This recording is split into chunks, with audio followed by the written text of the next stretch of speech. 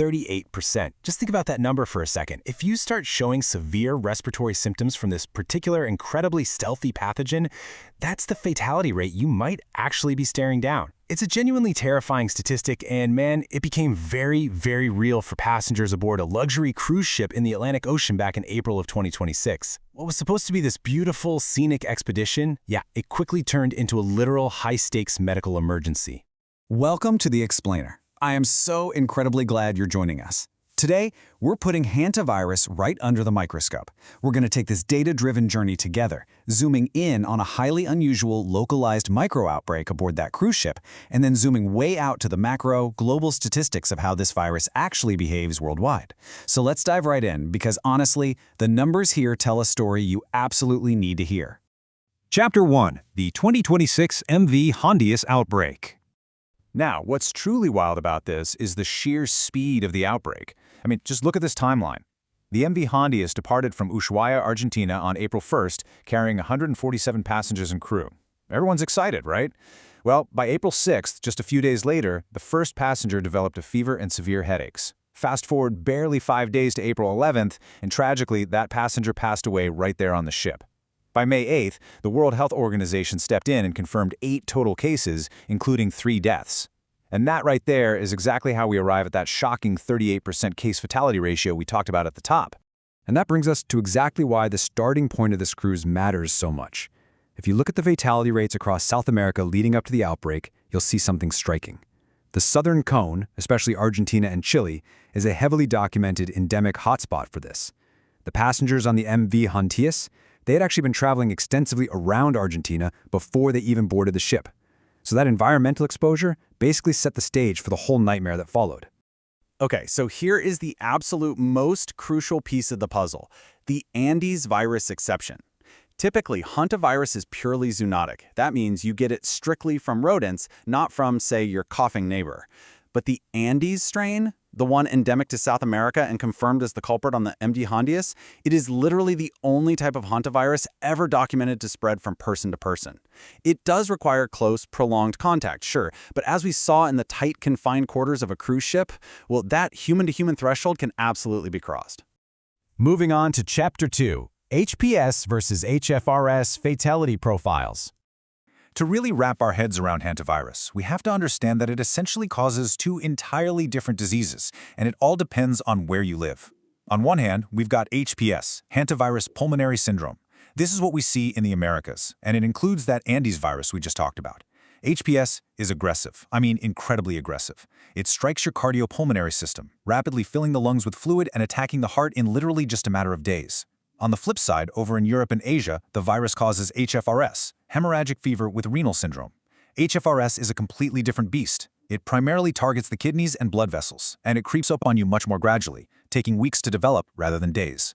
Because these 2 diseases attack the body in such fundamentally different ways, their fatality rates are frankly worlds apart. Just look at the stark contrast here. The American HPS strains are lethal. Sin nombre hovers around 36%, and Andes is right up there at 35 to 40%. Now, compare that with the HFRS strains. Hantan in Asia sits at about a 5 to 15% fatality rate, and Pumala, which you'll find in Northern Europe, is remarkably mild by comparison. It's fatal in less than 0.5% of cases. It's wild to think it's the same family of viruses, but with drastically different outcomes.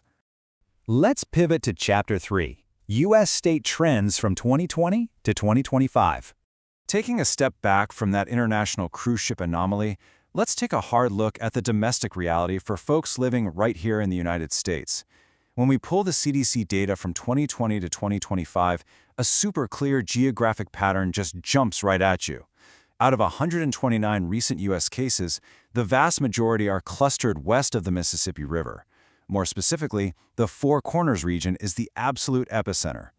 Over this 5-year stretch, Arizona reported 26 cases, New Mexico 25, and Colorado had 13.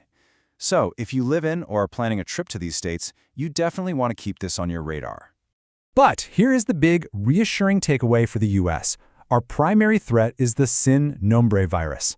Remember that whole Andes virus exception we talked about earlier, the person-to-person spread? Yeah, that does not apply here. Sin nombre does not spread from human to human. In the United States, getting infected is driven entirely by direct exposure to infected rodents.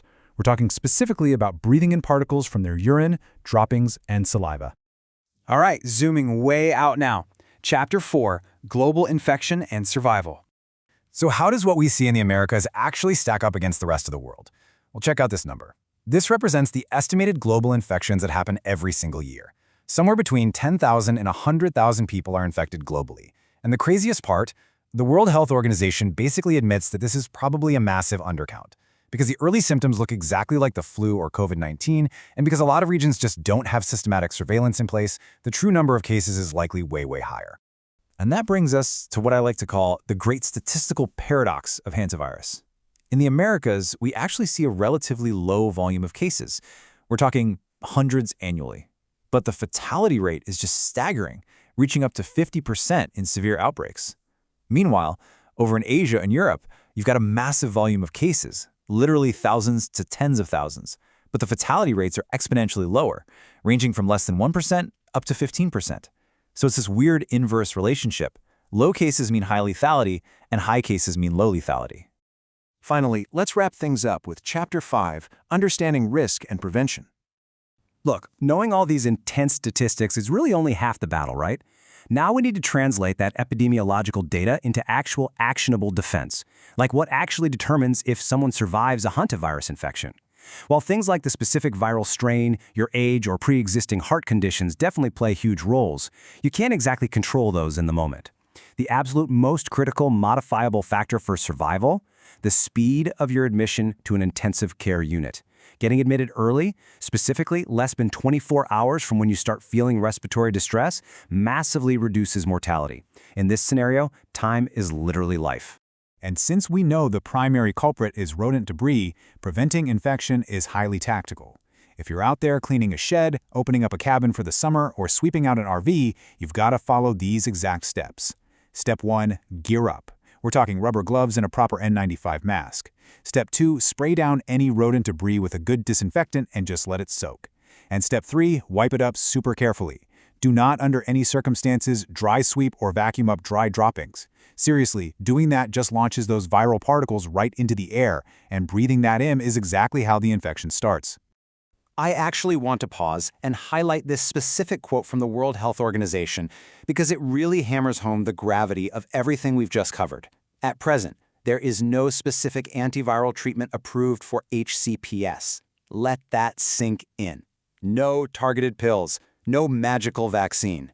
If you contract a severe American strain, your survival pretty much relies entirely on your body's own endurance, backed up by mechanical ventilation and round-the-clock intensive care. That right there is exactly why strict prevention isn't just a good idea, it is absolutely paramount. We've seen how a rare strain like Andes could completely exploit the confined environment of a modern cruise ship. We've seen the brutal efficiency of the sin nombre virus spreading in the American Southwest. So I want to leave you with this to chew on. As human expansion increasingly overlaps with rodent habitats, and as zoonotic viruses just keep mutating and evolving, are our global health systems statistically prepared for the next strain that firmly crosses that human-to-human threshold? It's a massive, complex puzzle. But hey, understanding the data we went over today, that is the very first step in solving it. Thank you so much for joining me for this explainer. Keep learning, stay curious, and please, stay safe out there.